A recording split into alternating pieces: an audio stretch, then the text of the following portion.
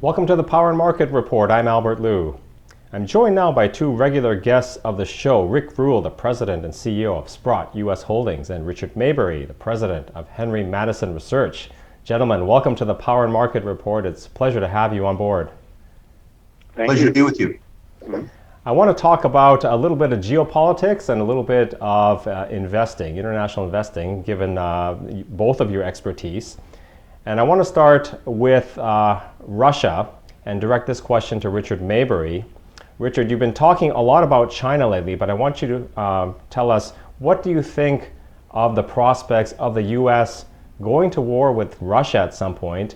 Or I would add to that, are we actually in a proxy war right now? I think it's very accurate to say that we're in a proxy war right now. The Russian government apparently wants to reestablish the hegemony over its part of the world that it had back when it was the Soviet Union, and they're moving in that direction and making some progress on it. As far as the U.S. and Russia going to war with each other, I think the probability going to war directly with each other, I think the probability of that is pretty close to zero. However, there's always the possibility of an accidental war. Now, this was a big thing that people talked about a lot back in the 60s and 70s, and they pretty much lost a realization of it. If you want to see something that's fairly realistic, there was an old movie in 1965. It was called The Bedford Incident, and it shows how a nuclear war between the U.S. and Russia could start accidentally. And I'm sure that the military forces, the generals and the admirals on both sides, realize that risk still exists. Somebody could screw up and start a nuclear war accidentally. And so they are very, very cautious about it. And so there is almost no chance that they will take the risk of going head-to-head against each other in a conventional war, because it might escalate into a nuclear war. But the proxy war idea, I think that's actually going on right now. That has already started. The U.S. and NATO have been moving forces in the direction of Russia, which always scares the Russian people to death. And you've got the conflicts in the Ukraine, Crimea. It's pretty clear that the Russian government is planning to reestablish the Russian Empire, and that Washington doesn't want it to happen. But I think that, again, they aren't likely to go head-to-head with each other, but there will be more, call them little Vietnams, popping up around that area quite a while.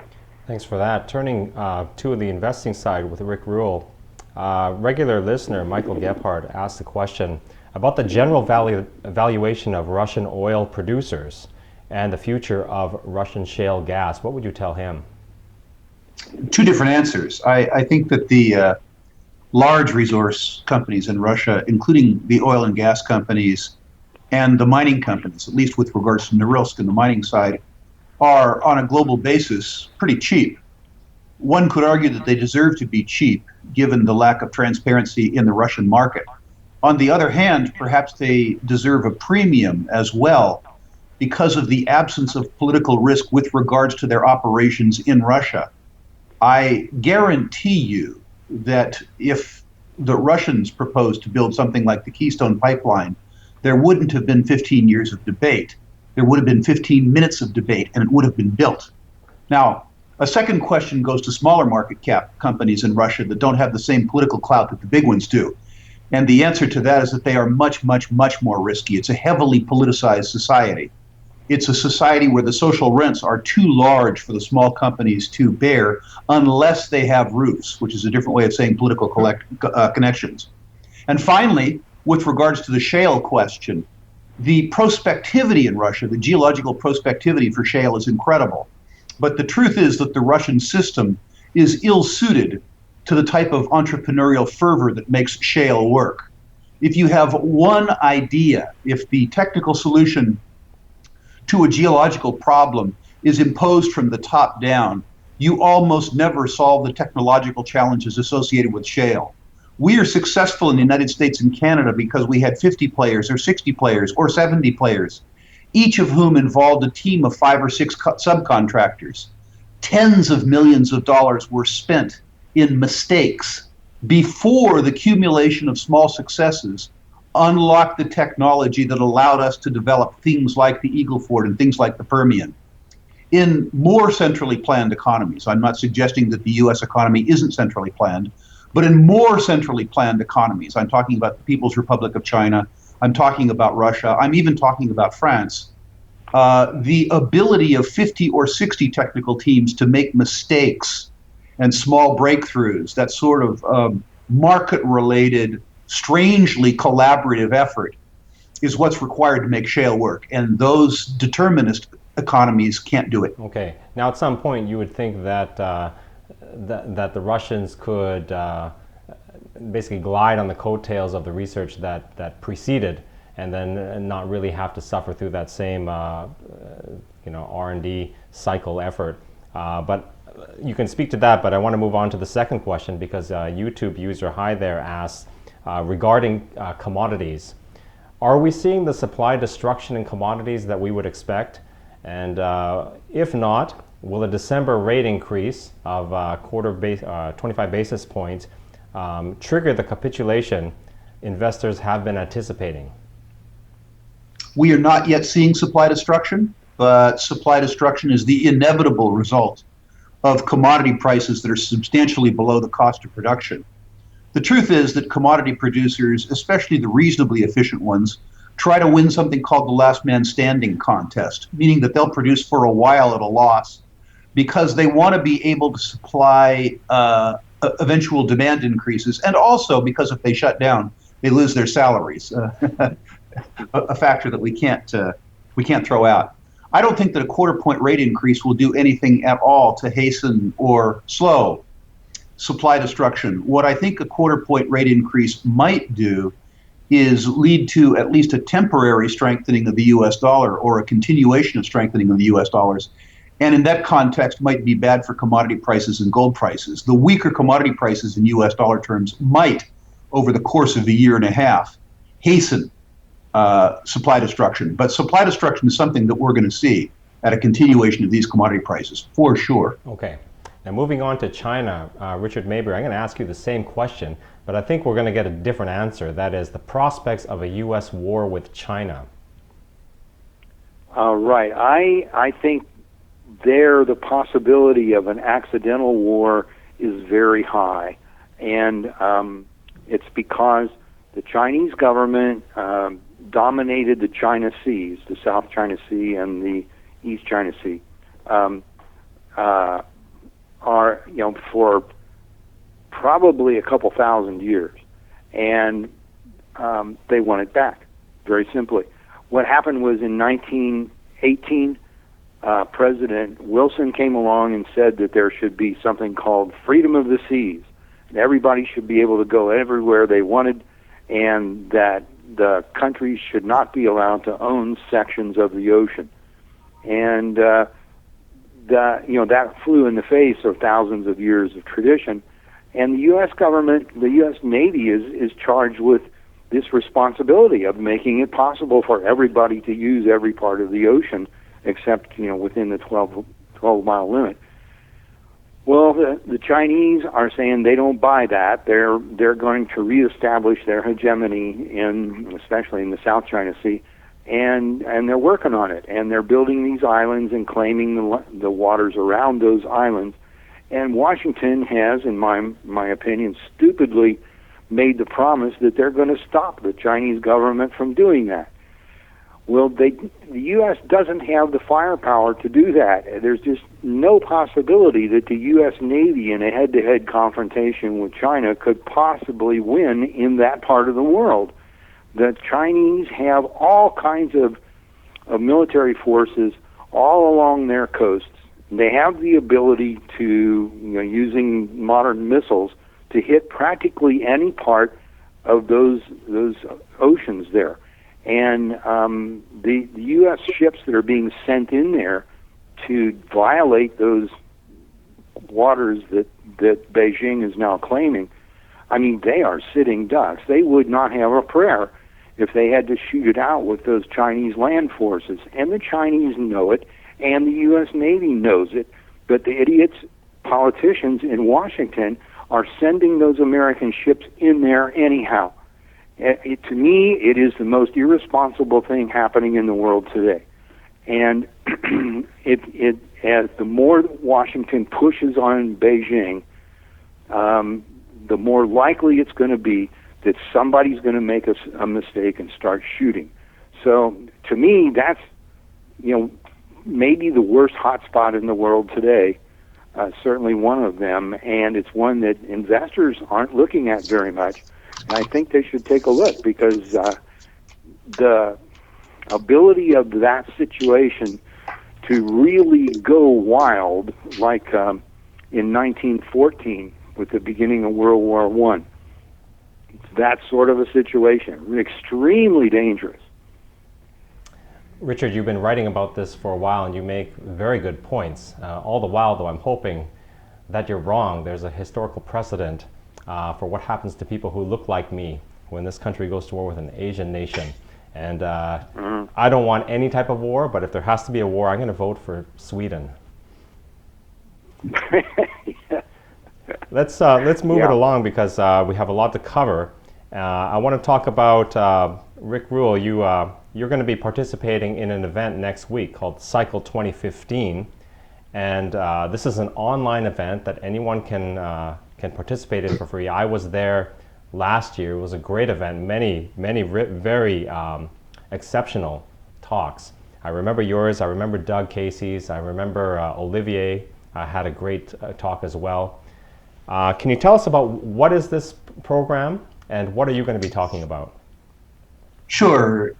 Casey comes from Louis James and Doug Casey, and it's been around for about 15 years. The original idea was to follow on the International Society for Liberty's Eastern European meetings, and it was to introduce libertarian concepts and self-reliance to young people in the recently liberated Eastern Europe.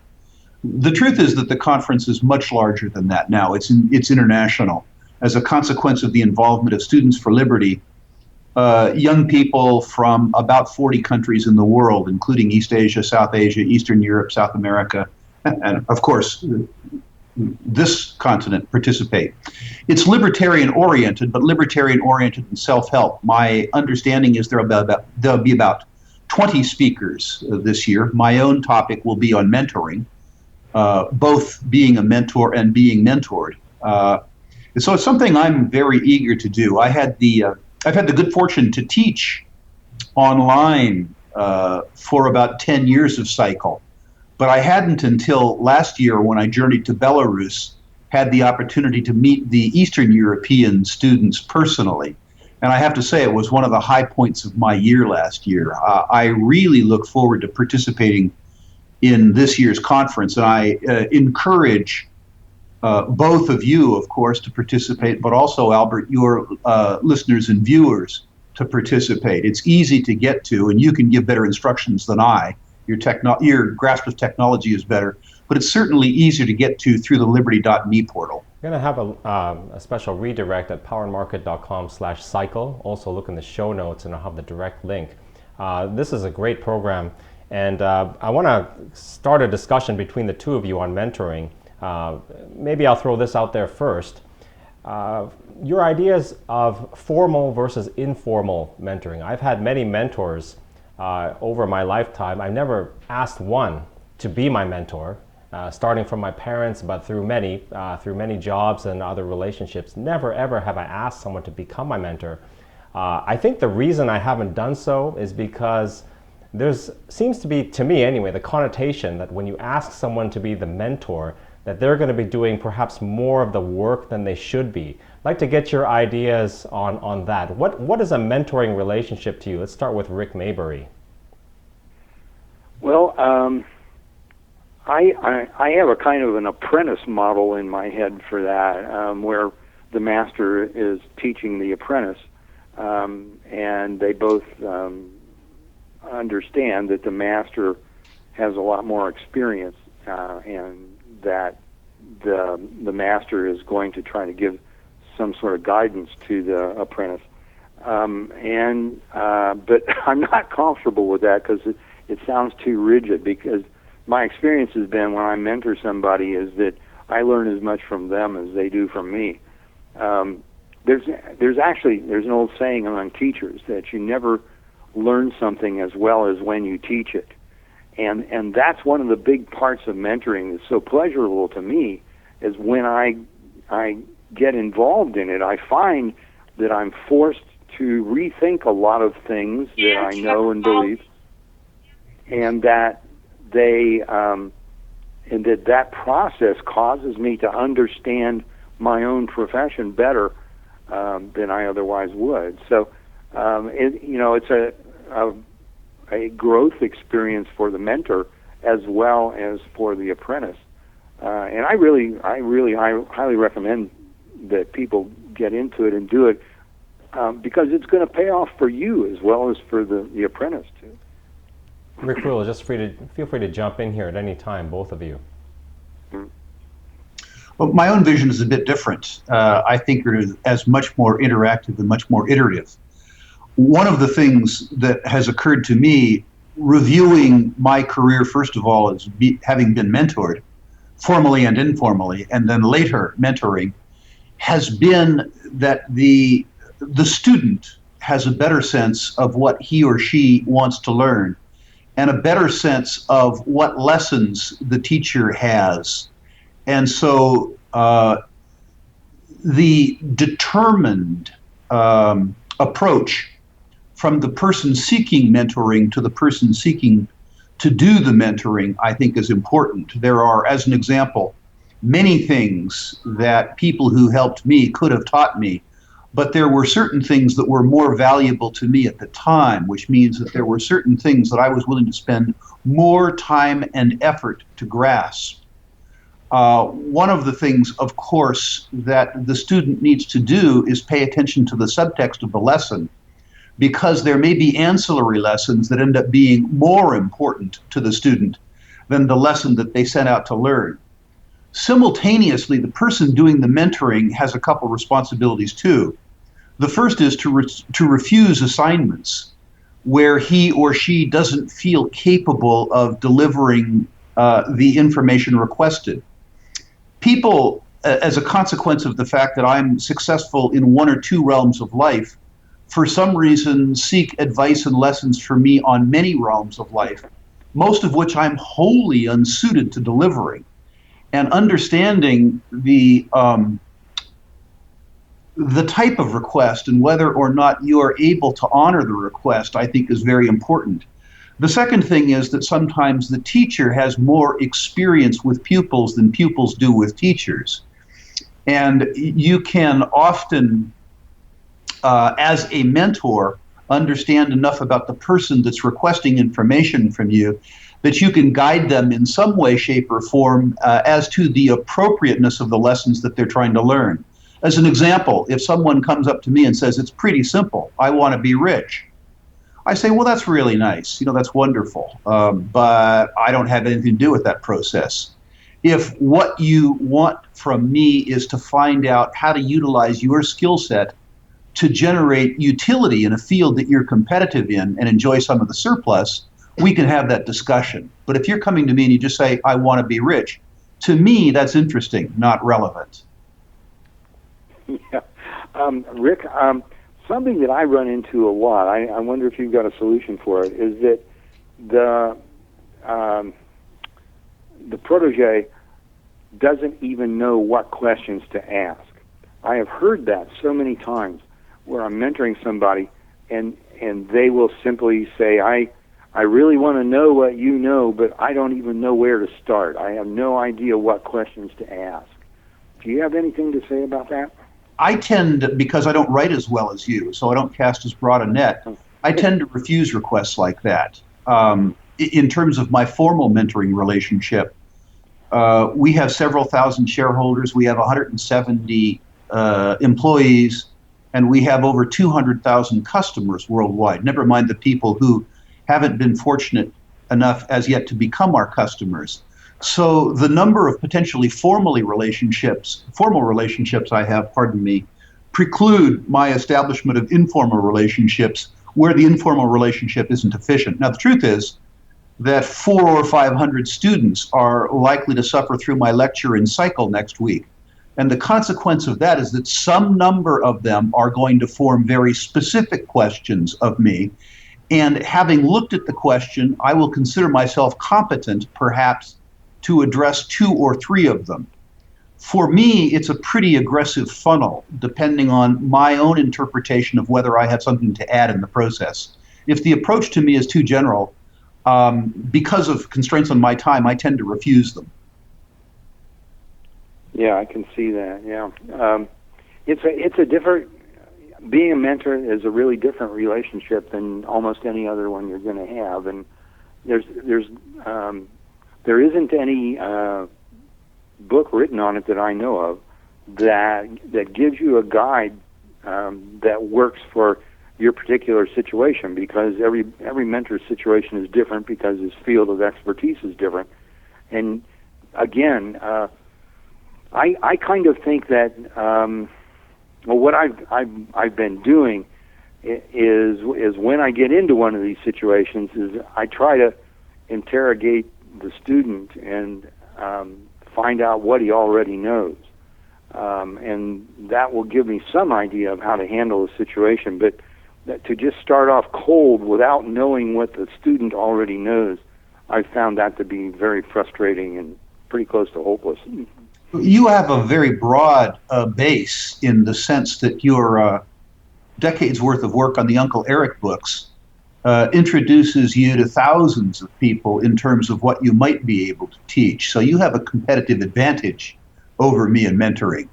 With regards to the guide, I think that you brought up a key phrase, which is interrogation. And there are 2 books that viewers can familiarize themselves with that will help you both as a mentor and in terms of being mentored. One is The Art of Cross-Examination. I don't remember the author. And the other is On Interrogation. I found both those books, although they were written for the benefit of trial lawyers, to be extremely useful in terms of talking to somebody and assisting that person in clarifying their own thoughts and their own wishes. And people who are really interested in the process of learning, of public speaking, of mentoring or being mentored would be well advised to read both of those books. Although I caution you, they're very dense books, and both of them individually are pretty good cures for insomnia. Well, thanks for those recommendations. I appreciate it. It occurs to me that maybe the most important fact that comes out of this conversation for me is simply to suggest to people that you go out and find a mentor. That when I was young, that never occurred to me, and I didn't even think in those terms until I was, middle-aged probably, and I think that most people don't do that, and they're not encouraged to do that. One of the interesting things to me about feminism, when it was really roaring back in the 1970s, is there were some books written for women that told women that that's what goes on in the men's world, is that men, without realizing it, had developed mentoring relationships which helped a great deal in the business world and getting ahead. And women were not prepared to do that. They had no understanding of it, no idea of how it worked. And some of those books would explain to women, if you want to get ahead in life, you've got to learn these skills that the men did, and one of them is being a protege of a mentor. And I remember reading a couple of those and finding them very enlightening, and I don't remember the titles, but I'm sure you can still get them. And men should read them as well as women, even though they're written just for women. Gentlemen, I got a question for both of you, actually. on the appropriateness or effectiveness of formal mentoring relationships. I suspect that, Richard, if you put in your next newsletter that you were accepting invitations for mentoring relationships, you would be inundated. Similarly, Rick, if you go out next week on your cycle seminar and invite people to request those types of relationships with you, you'd be inundated. I've never done that. I find that life puts you in situations where you need someone and they need you in some way, and then it just sort of works out. What are your feelings on formal requests, formal relationships, one-on-one? Mine, I've been through a few of them, and I don't know. I think I've got to pass on that. I don't have anything good to say about it, one way or the other. I don't know. Rick, it's yours. Go ahead. I was aggressive early in my career in attempting to be taught by people who I determined had lessons to teach me. One of my advantages very early in my career is that I was in the restaurant business. And so I would buy people meals or do something like that. I remember one early mentor of mine, Warren Mitchell, who was a superb tax lawyer in Canada, which is what I wanted to be at the time. And I offered to pay him his hourly rate as a lawyer to help me with sort of career guidance. And he gave me spectacular career guidance, by the way, for free. He said that his review of me was that I would be a very good businessman, a very good investor, and I would be absolutely miserable as a tax lawyer. That he would hire me because he thought I could bring him business, but he thought I would be a thoroughly miserable human being. And he introduced me to the value investor, Peter Kungle, who changed my entire life. So that's a great example of early mentoring. Another example of the mentoring that I sought and was successful with was an early boss who shall remain nameless, who used to fly me around the country, in fact, around the world first class. And I said to this particular mentor when I was working for him, sir, I'm young and strong. Both sides of the plane get there at the same time. You don't need to fly me first class. And he said to me, you misunderstand the nature of what we're doing. In the first instance, you work for a first class company and you will deliver first class performance. So you will fly first class. In the second instance, me flying you first class is intended to give you a sense of gratitude and remove any excuse for failure that you might have in terms of showing up tired. And in the third instance, please understand, no offense, that if a year from now you haven't made me enough money that I don't care what class you fly, you won't be working for me anyway, so there won't be a problem. Now, those were great lessons. They weren't necessarily the lessons I set out to learn, but they're an example of what can happen as a sort of a collateral benefit of a formal request for mentoring, where the relationship benefits both sides. Something occurs to me listening to you there, Rick, that I think if we go back in history and look at the origin of universities, we would find that that's what universities were intended to be, is just a formalized, huge mentoring process. The prof was supposed to be a person who was highly experienced in a given area and would stand there and talk to the students. If you go back to ancient Greece, with Socrates and Plato and Aristotle, that's essentially what they were doing. And I have a suspicion that over the centuries, that model has been upset and turned into these great big machines that are called universities that really don't mentor anymore much at all, except maybe the small colleges. And there are some of the professors who see themselves as mentors. I remember one I knew, his name was Bill Snavely at George Mason University. He was clearly a mentor, and his students look back on him as a guy who was really interested in them as people and as helping them personally get to a place in life where they will be successful, rather than being one of these guys who stands in front of the class and has some agenda on indoctrinating the students with some political belief in the form of economics or something like that. Awful lot of what gets taught in the colleges is propaganda that's disguised as a certain subject. So, I don't have a lot of respect for modern colleges for that reason, except some of the smaller ones. But again, it just seems to me that what we're talking about here is an attempt to actually revive what universities used to be all about. I think the efforts that we're talking about in the context of cycle go very much to what you're talking about. And I think also some of the broad portals, as an example, liberty.me, are also examples of modern day structures that seek to emulate, maybe inadvertently, the university that you structure, that you discuss. I would suggest also perhaps that investment conferences, in one way, shape, or form, although there's no shortage of propaganda at an investment conference, seek a sort of more specific forum than the smorgasbord that is a modern university. And it's interesting, by the way, Richard, that you talk about the university in a historic sense. I think what the Uncle Eric series is in many ways a throwback to the pamphleteer. You're telling a story, but what you're doing is you're hiding a moral lesson, not too deep, in an amusing narrative and making it easy to read. And at the same time that we're seeking through portals and through things like Cycle to recreate the experience of the ancient university, I think you've done a superb job of drawing the pamphleteer into this century. Whether or not you intended to do that or not is a different question, but I think you've accomplished it admirably. Well, thank you, Rick. I appreciate that. One of the things that's in the Uncle Eric books that I put in there because I thought it was necessary, and then I've been really surprised at how it helps people, is to bring up the fact of models or paradigms. Now, paradigms or models are what humans use to understand the world they live in.